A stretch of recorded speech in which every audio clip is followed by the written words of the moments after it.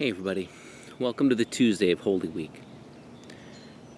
Feels like rain here where I am recording, and the forecasters are saying that before the day is out will be deluge, maybe with thunderstorms and severe weather. But right now you can just kind of feel it hanging in the air. You can see at the edge of the horizon there's something coming. You can sort of feel the air get thicker even though it feels calm and pleasant right now. Seems like it's a fitting thing for this point in the story of Holy Week 2. At this point in the narrative, what happens in the Gospels, especially in Matthew and Mark and Luke's telling, there's this initial sort of fury and excitement as Jesus enters into Jerusalem, the whole Palm Sunday procession. And we know that there's coming this controversy and a trial and an arrest later. But in the middle of the week, there are these scenes where you just feel this building tension.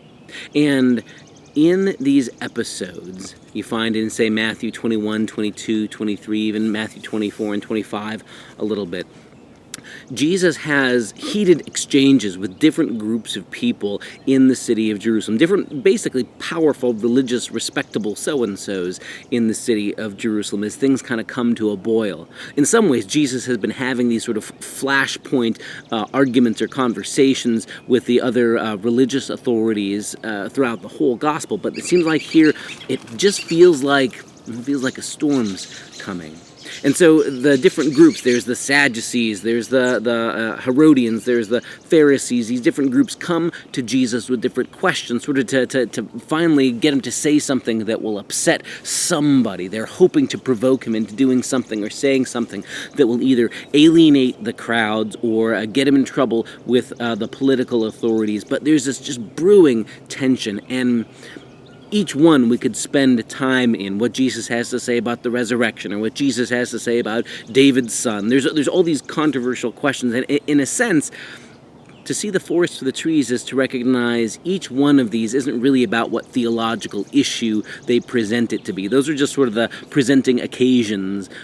This is about a fundamental conflict between how to be God's people.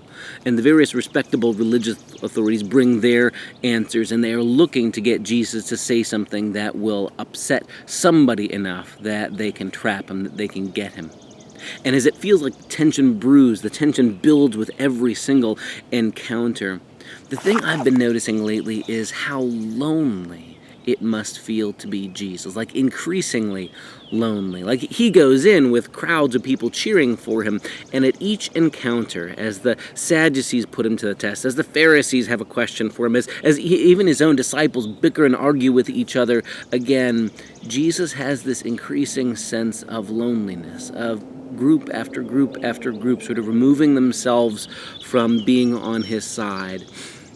And it occurs to me, part of the gift that Jesus gives, if you can call it that, part of the gift that Jesus gives is his willingness to be made lonely that way. We sometimes talk about the suffering of Jesus like it's just limited to the physical pain of being on the cross, like how much the nails would have hurt, or the scourging would have hurt, or a crown of thorns would have hurt. And these things are all true.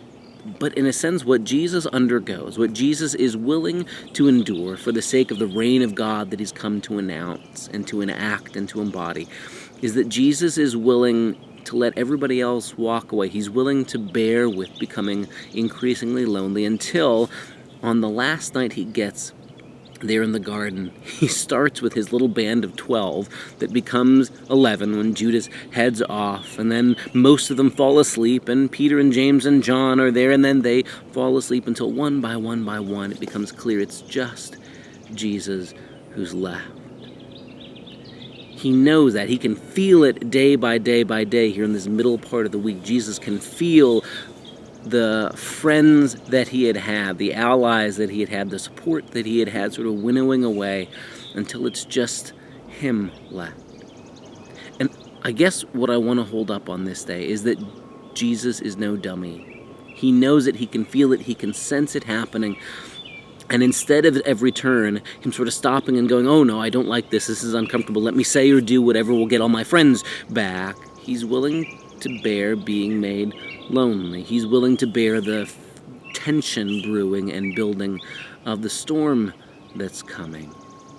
These days, especially as we find ourselves at home and in isolation, it can feel kind of like storms brewing. It feels like something's coming. The experts on television tell us to brace. This could be the most difficult week as far as number of casualties or cases or increases in the spread of the contagion. And many of us feel like we're beginning to get stir crazy with being at home or changing routines or continuing to have to go to work if you're deemed essential. And we're wondering, how do I keep going with all this?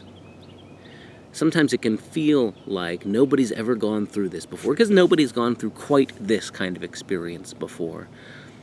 But it's important maybe for us to remember Jesus knows what it is to be in those moments of weird, strange calm where it feels like something is building, to have that dreadful anxiety, knowing that there's more coming and not being able to do anything else but right now live through it. And Jesus not only knows it, but saw it coming and is willing to endure it anyway. What we go through day by day by day is unpleasant, and what others are faced with is difficult as well.